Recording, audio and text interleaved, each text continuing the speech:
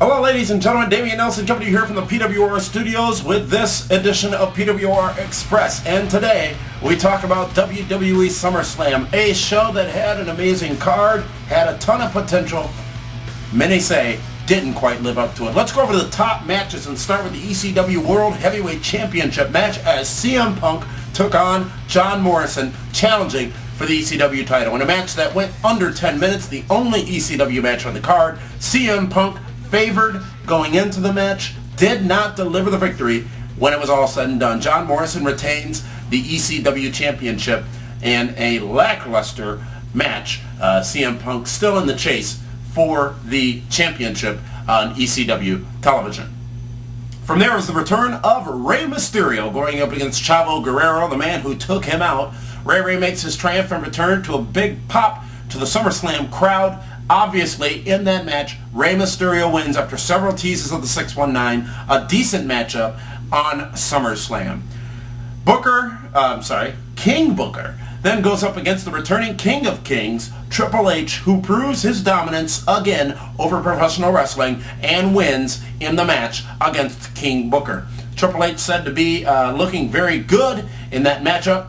And King Booker obviously holding his own still as he can bring it to the table. Good match, a little short, but you have to think about the fact that Triple H has been out for several months and you certainly don't want to overtax him cardiovascularly. Batista and Khali for the World Heavyweight Championship from SmackDown. This match, one that could have been bowling shoe ugly, one that really was not expected to deliver much except for a Batista win. It did not deliver that, but it did certainly live up to the expectation of being a piss-poor match. Batista and Khali, two men who obviously need somebody else in that ring with them to carry them. Match was laughable at best. Batista wins by a disqualification, however, does not win the World Heavyweight Championship. For whatever reason, the great Khali retains the World Championship. Look for the returning Undertaker at Unforgiven to probably dethrone the king that is currently Great Khali.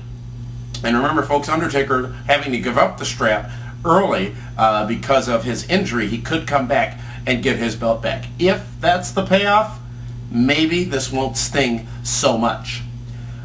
Randy Orton takes on John Cena in the Raw main event for the WWE Championship. This could have been the match, folks. This was expected to be the match by many, that John Cena would lose to Randy Orton. Randy Orton, who first won the title at SummerSlam, expected to do it again this time. Not quite the case, as John Cena again wins the match at the top of a WWE pay-per-view. Perhaps this sets up a big feud between him and Triple H. Maybe Triple H takes the belt back. I think that's a little obvious, but who knows, because I really thought in this scenario, this night, this match, it would have been Randy Orton getting the WWE Championship. John Cena continues his over 10-month reign. Match went about 20 minutes, a little slow at first, lots of wear-down holds, which it was a John Cena match, ladies and gentlemen. And remember, I feel John Cena deserves a lot more respect than he gets. He is the company right now, but this match, a little disappointing overall. Speaking of disappointing, some say SummerSlam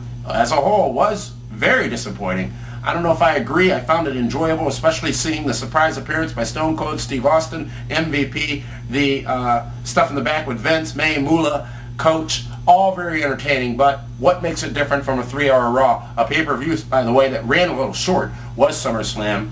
Overall, big show feel, of course, didn't quite live up to the expectations of the card that was SummerSlam in the books. And there is your update. We'll be back, folks, with additional editions of PWR Express as they are necessary, but very important. Send us your feedback on SummerSlam. What did you think? You can go to the forum and take a look at the official SummerSlam thread, or you can send us an email to comments@pwrshow.com. Again, that's comments@pwrshow.com. Until next time, America and the world, Dameon Nelson signing off for PWR Express.